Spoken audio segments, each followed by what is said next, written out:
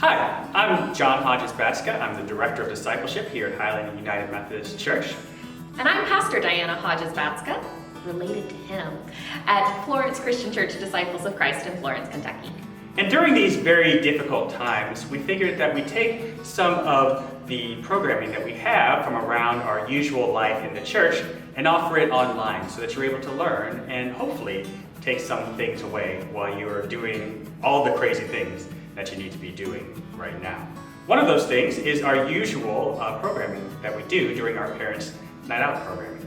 This week we planned on having some time talking about what to do and what to tell kids during times of crisis.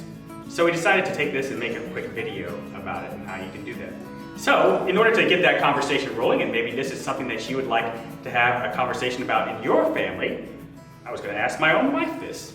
What was the first crisis in the community that you really remember when you were growing up? When I was growing up, the first one I remember was the Oklahoma City bombing. My mom worked in a federal building, and that was really scary for me. I was uncertain about what would happen in the future, and could something like that happen to her? What about you? Well, the first one I really remember was the beginning of the first Gulf War. And I remember that because, I was up late wandering around the house and my parents were yelling at me to go to bed. And I remember President Bush coming on TV to tell the nation about the beginning of the war. And I remember asking my parents about what that meant for my life, what that meant for my friends, and all of us. And they kind of told me to go to bed. I can see your parents doing that. They definitely did. So this video is part of our series on milestones that we've been doing in our Parents' Night Out programming this year. And milestones are important for three main reasons. What's the first one, Diane? Milestones help us mark time. And the second one is they help us deepen relationships. By marking different things in our lives in different important moments, we can grow closer to each other and all the people around us.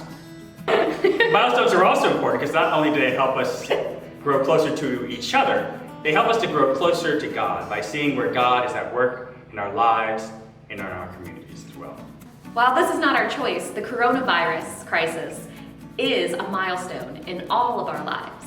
And so today we wanted to share some ways that you can seek God at work and seek ways to connect with God and with others and to mark time during this difficult time. One of the first ways that you can do this is through the process we call holy listening. This is an important process that allows you to have the time and energy to be able to hear and learn from your kids and hearing what they're saying as well. And there's a couple of different things that you can do to make this happen.